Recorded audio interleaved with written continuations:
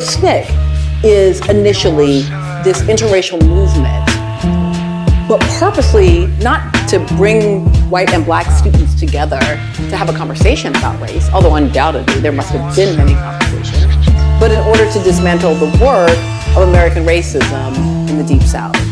And so I was hoping to give us some insights into thinking about what the difference is between the valuable conversations that can happen between young people about race versus getting together to actually take it apart. Yeah. We worked. We didn't really talk about the implications of what all of this meant. Because if you just, I remember once Lawrence Guyot, many of you Washingtonians know, he died a few years ago. We were in a meeting, a SNCC meeting in Jackson, and there was a proposal to do something, and I raised my hand and I said, but if we do this, da-da-da-da-da, because we're going through all the possible permutations of and what might happen. And he turned to me and said, Joyce, if we followed your logic, we wouldn't do a damn thing.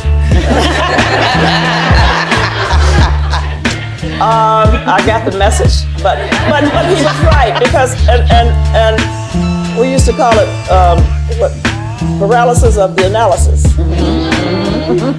And action was required, and that we were founded to do something, founded based on young people recognizing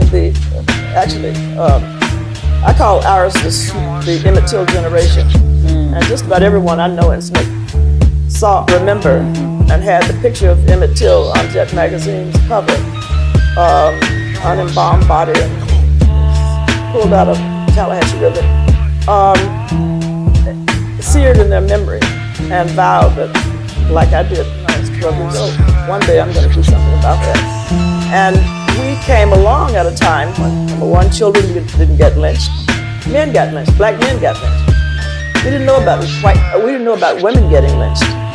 Subsequently I learned, the women throughout history had been lynched. And what all of that meant to us was that in deconstructing what actually happened in the movement versus what the common perceptions we have based on images, on television, documentaries, and so on.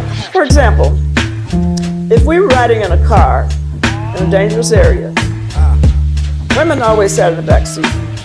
Guys drove the car because they could take the bullet.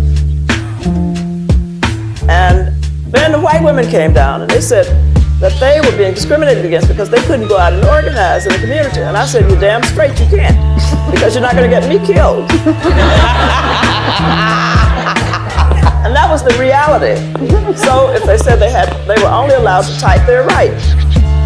Typing they did. I did a lot of typing because that was what I was rather good at, office work and so on. But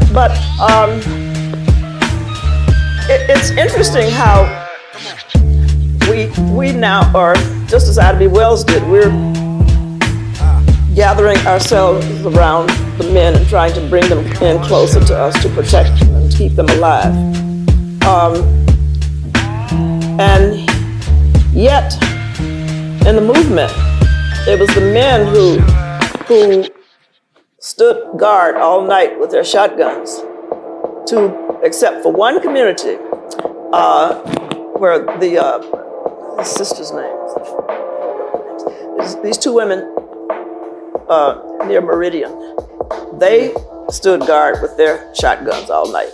And there was one way into their community and one road, the same road out. And if white people dared come in there, they were going to blow their heads off. And white people understood that, and they didn't go there.